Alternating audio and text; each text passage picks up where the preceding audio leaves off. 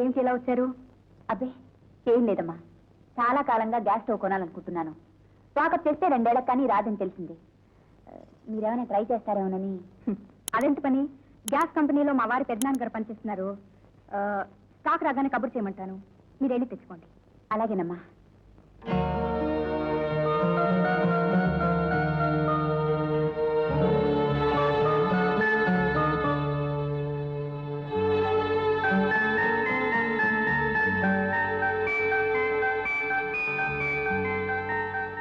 ఇవన్నీ నా సంపాదనతోనే కొన్నాను. మీకు కాఫీ తీసుకొస్తాను, ఉండండి. ఒక ఆడది ఉద్యోగం చేసి సంపాదిస్తూ ఇవన్నీ కొన్నదా? మా ఆయన ఉన్నారు, ఎందుకు? కొర్రతోక బెట్టడని పెరగని జీతం, ఎదగని జీవితం. చిచి, ఆయన సంపాదన.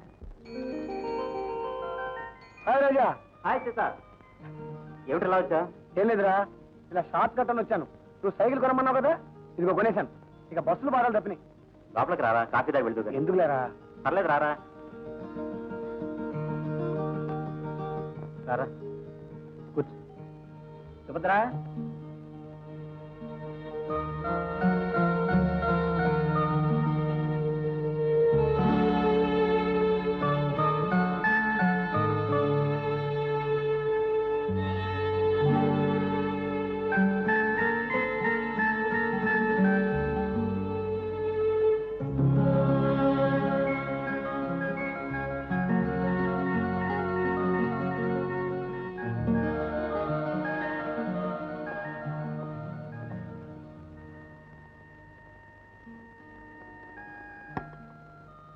నమస్కారం అన్నయ్య గారు. నమస్కారం అమ్మా.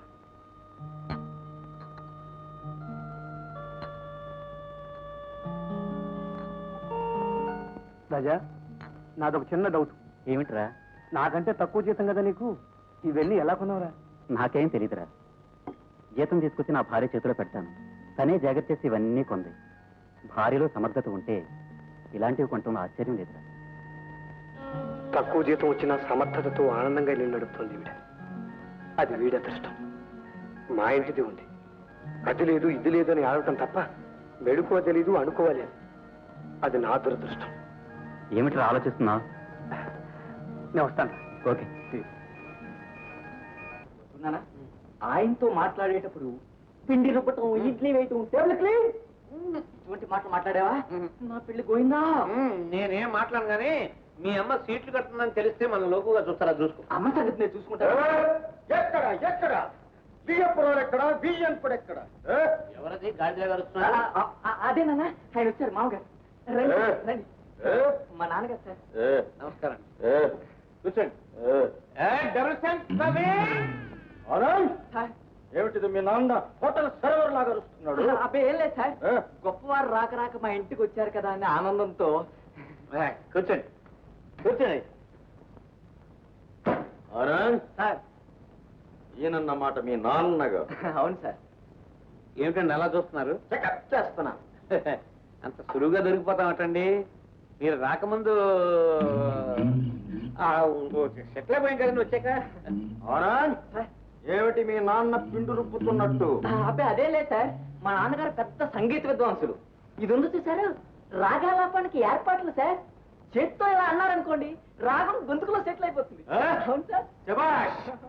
అంటే మా వియ్యంకుడు సంగీత విద్వాంసుడు అన్నమాట. నమస్కారం. చూడండి బావగారు, మీరు ఇందులో స్పెషలిస్ట్. నేనా అండి బావగారు?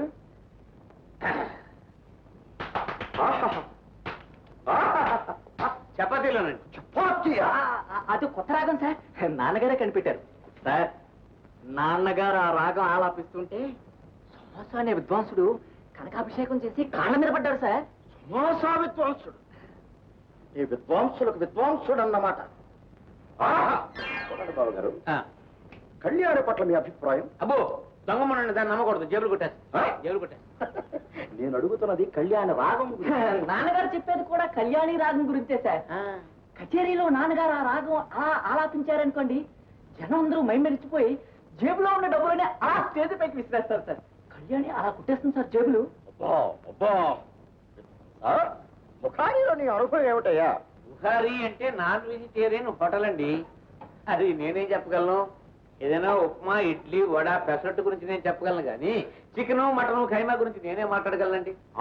సార్ చికెను మటన్ అంటున్నారు, మీ నాన్న ఏమైనా అదేం కాదు సార్, మీరు బుహారీ గురించి అడిగారు అనుకున్నారు. నాన్న మామగారు ముఖారీ రాగం గురించి అడుగుతున్నారు.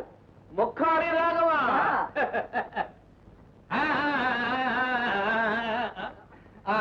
అక్కడంతా కూడా కరకరలాడుతూ అప్పుడే వేయించిన కారపూసలే ఉంటుందండి.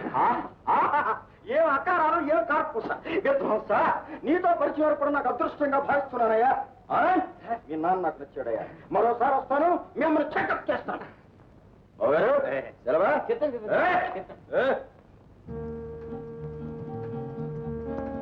చూడు, మేనేజర్ అడిగితే బయటకు వెళ్ళని చెప్పు, గంటలో వస్తాను. అలాగే ఓకే, వస్తాను మేరీ. ఓకే. బాయ్ రాజా, బాయ్ సీత, బాయ్ లోకి. వాడి దర్జా చూసేవరా? చూస్తూనే ఉన్నాను. అలా దర్జాగా ఉండాలంటే ఏం చేయాలరా? ఏమీ లేదురా, జనరల్ మేనేజర్ చుట్టమైనా కావాలి, లేదా ఈ మేనేజర్ని కాకైనా పట్టాలి. కాకపోతే ఈ ఊళ్ళో బ్రాంచ్ ఓపెన్ చేస్తున్నారు కదరా, దానికి నీ మేనేజర్ గా రికమెండ్ చేసి పారేస్తాడు. అంతే కదా. ఓకే. అవును, కాక ఎలా పట్టాలరా?